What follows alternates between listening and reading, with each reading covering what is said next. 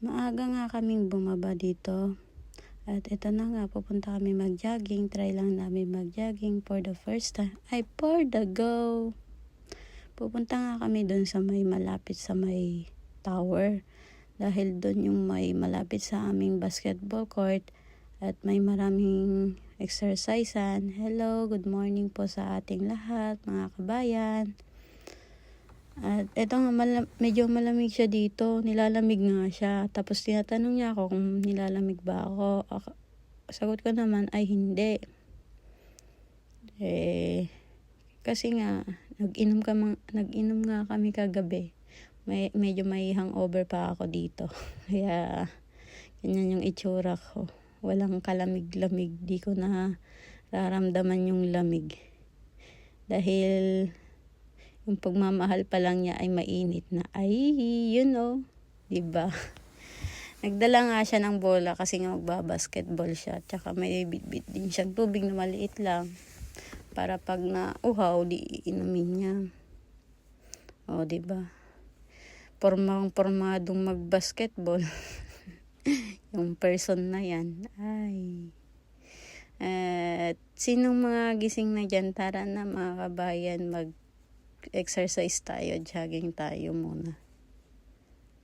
At ang ganda nga dito, pag ganitong medyo dilim pa, ang liwanag ng mga ilaw, dikit-dikit pa yan, o diba? Ang dami. At ang kagandahan nga dito mga kabayan, ito, kahit madilim nga siya, may mga ilaw, ang daming ilaw, maliwanag siya. Kaya hindi ka matatakot kahit mag-isa ka maglakad dito, okay lang kasi maraming ilaw. O, diba? Sayang-saya ka ngayon, girl. Jogging pa more, hangover yan. Tignan nyo yung itsura ko. Lasing pa yan, may hangover pa, jogging. Sino nagising dyan mga kabayan? Tara na, jogging muna tayo. Okay, basta. At saka may pwedeng mamingwit nga pala dito. May mga palaisdaan din dito. May mga namimingwit. Dami, diba? Unti lang yung tinakbo niya pero pagod na siya. At pag ganitong winter na nga dito mga kabayan, malamig na nga dito. 18 degrees Celsius yan mga kabayan. Pero hindi ako nilalamig dyan. Diba? Strong ang person. Pero siya nilalamig, yung kasama ko nilalamig. Kaya for the takbo-takbo siya. Diba? Dito nga, mga aga yung mga workers dito, mga employee pumapasok. Kahit anong oras kasi ngayon yung mga schedule time nila. Broken time nila. Diba? Ang sisipag nila. Kaya marami ng sasakyan din dito. Medyo alas 6 nga na dito ng umaga pala mga kabayan. At nakikita nyo na yung pagsikat ng araw. At ayun pa yung buwan nga. Hindi pa siya natutulog yung buwan. Diba? Daming ilaw. Diyan nga pala sa kabila dyan. China na yan Tapos ito yung tulay nga pala dyan. Ang ganda nga pala dito yung pagkakagawa ng tulay nila. Very matibay siya. Very, very matibay. Ang ganda. Dito nga yung ito yung daanan ng MRT station. Yun sa ilalim lang ng tulay. At may mga puno na rin dito. Very love nila yung dito, yung baliti na puno, hindi nila pinuputol. Precious kasi nila yung mga baliti ba. Ang ganda kasi yung baliti dito. Tinitrim lang nila pero hindi nila pinuputol-putol na kagaya sa atin, pinuputol na lang. Tapos ginagawang uling, ganyan. Or mga bahay-bahay, mga furnitures. Or mga etc. Pero dito, ganyan sila ka mahal ng mga baliti. Ganyan nila kamahal yung mga baliti pala. Oh, medyo malayo na yung nalakad namin. Medyo pinagpapawisan naman na yung paa ko. Yung paa ko lang yung pinagpapawisan. Pero ako hindi pa ako pinagpapawisan. Oh, diba? Tignan nyo naman yung mga kwan nila dito. Very kwan sila. Ganito kaunlad ang kanilang bansa. Kahit hindi pa yan sira, inaayos na nila. Kasi nga alam na nila kung ano yung for the kwan ba, future ganyan. Oh, di ba? Under construction pa pala itong kwan, tabi ng dagat. Pinapaganda nila kasi nga tourist spot na to eh. For sure ito pag natapos na to maganda to siguro. Magandang pasyalan, magandang tambayan, magandang pagyagingan ganyan. Di ba? Very kwan sila dito. Very precious sila sa mga ganyang bagay.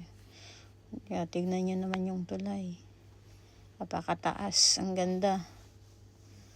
Pinatay na nila yung LED light pala niyan. May LED light yan eh. Ang ganda pag gabi. May pailaw siya. Then ito nga pala yung basketball court. Sarado pa siya. Pag ganito palang umaga, hindi siya bukas. Pag hapon siguro yan, bukas na siguro. Kasi may nakita akong naglalaro pag gabi eh. Pag dumadaan ako dyan. At ito nga pala yung mga exercisean. Mga upuan, yan. Tsaka yun yung Macau Tower. Mataas yan. At ayun na nga yung sunset. Malabas na yung araw. Medyo paumaga na din dito. O diba ang ganda ng sky. Ang ganda ng kulay. Ganda ng pagka-combination ng pink at saka blue. Ganitong kwan nga lang yung gusto kong puntahan eh. Nakaka-relax, may peace of mind talaga siya. Yung maaliwalas tignan, nakaka-refresh ng mata, nakaka-refresh ng utak, ganyan. Wag puro trabaho, mag-enjoy ka rin, mag-refresh ka rin ng utak mo. 'Di ba? Ayan nga. Bubuhatin na niya yung sarili niyang katawan. Kung mabubuhat niya, tignan natin kung mabubuhat niya. Ay, buhat niya galing. Pero masakit daw yung tuhod niya. Aray ko. Ngani. Yan nga. Masakit na daw yung tuhod niya. Hindi niya mabuhat yung kanyang katawan. Masakit daw yung legs. Muscle ng legs niya. Tinry ko nga din. Pero wala, di ko kaya buhatin yung katawan ko. Medyo mabigat na ako eh. Napabayaan na kasi ako sa kusina.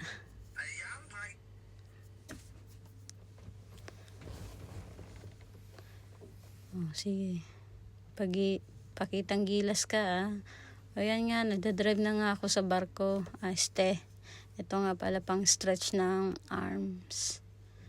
Para kung yung muscle natin, magising yung mga ugat-ugat ba. Kasi lasing yan kagabi.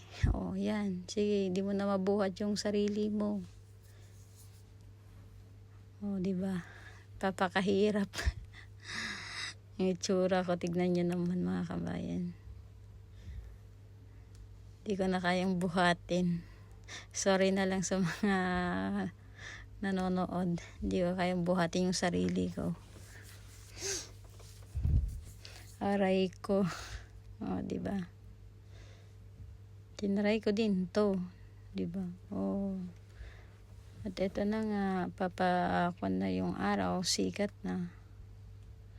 At may nakita nga pala kaming isda dyan din sa may baba.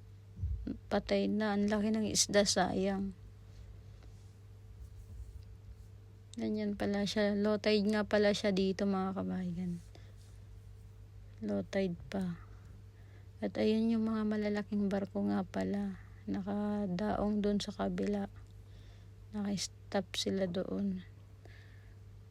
Tapos, yan. Makikita mo yung tulay.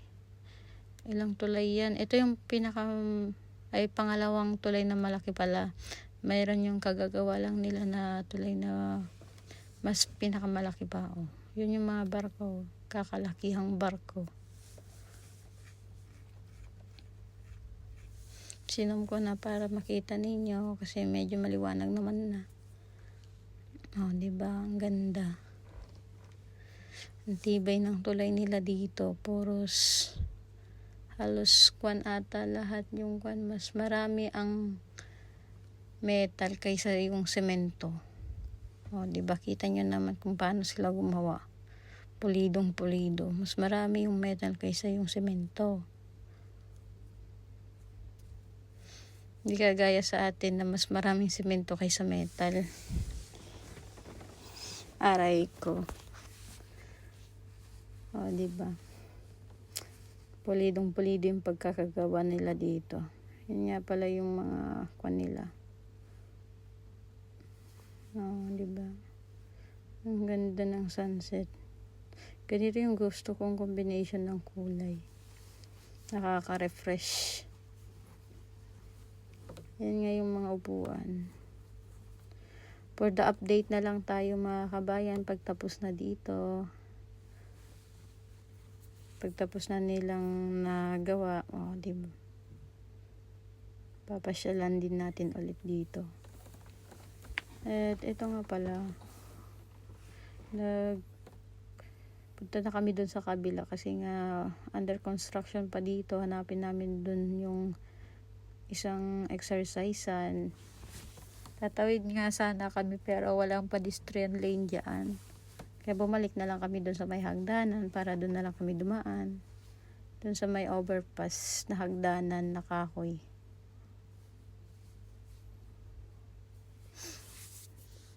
O, diba? Nakalayo na nga kami. Ay, for the go ang person. Pornada pala ang basketball player natin. Pormado. Wala pala siyang court na pag-basketballan. Aray ko. Ngani. O, diba? Maliwanag na siya mga kabayan.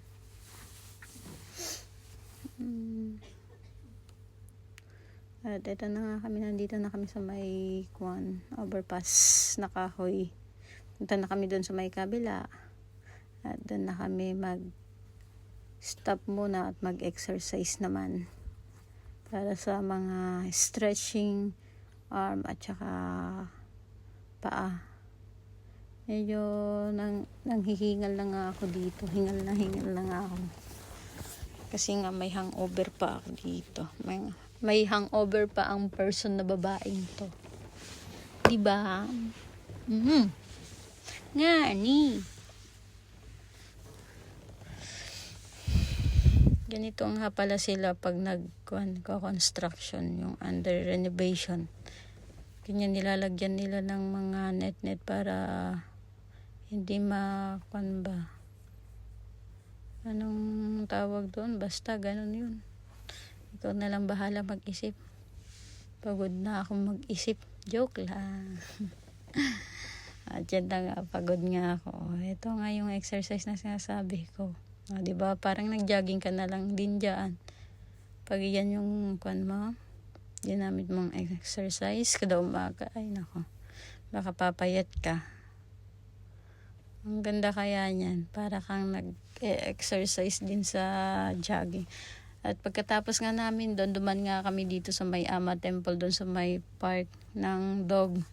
At nakita nga namin tong malaking gold na balls.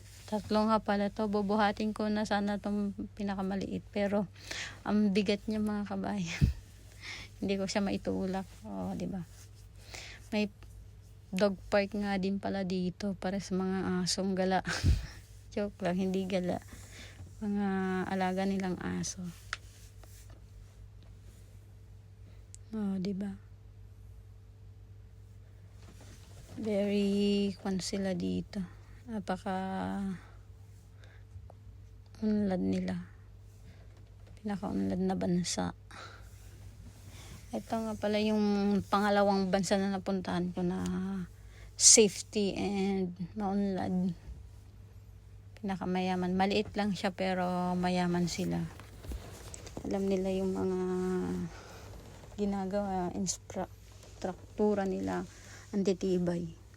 At pagkatapos nga namin gumala ay i-jogging sa umaga. Ito nga, gumala nga kami dito sa may Museo de Macau ng hapon. Hapon na nga pala itong mga kabayan.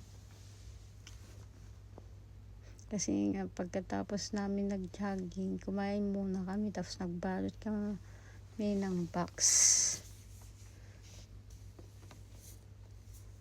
Magpapabox na naman. At ito nga mga kabayan, tingnan nyo naman, apaka-creative nilang, galing nilang mag-ukit-ukit. Very precious kasi sa kanila dito yung mga ukit-ukit. Yan, mga antique. O, diba? Ang gagaling nilang gumawa. Puros kanyan. Pulidong kahoy to. Yung ginawa nilang temple na ito. Temple house. Pulidong kanyan. Kahoy. At ito nga pala yung jade. O, diba? Tingnan nyo naman yung pagkakadesenyo niya. Kung paano nila inukit yan. Tapos dun sa may kahoy. Ang galing nila mga kabayan. Nakaka-amaze. At ito nga pala yung elephant na gold. Pag binenta mo to ay nako. Limpak, paldong-paldo ka. Pero joke lang. Hindi yan nakakupan kasi nga kanilang precious nila dito. At ito na nga, hapon na nga dito, yun na yung araw, lulubog na siya. Ito nga, pupunta na kami sana dun sa may Macau Science, doon sa taas noon, pero hapon na kasi wala na kaming oras. Kaya for the next vlog na lang. At yun nga, hindi na nga kami makapasok dun sa may Macau Science. Next time na lang. Salamat mga kabayan for the next video.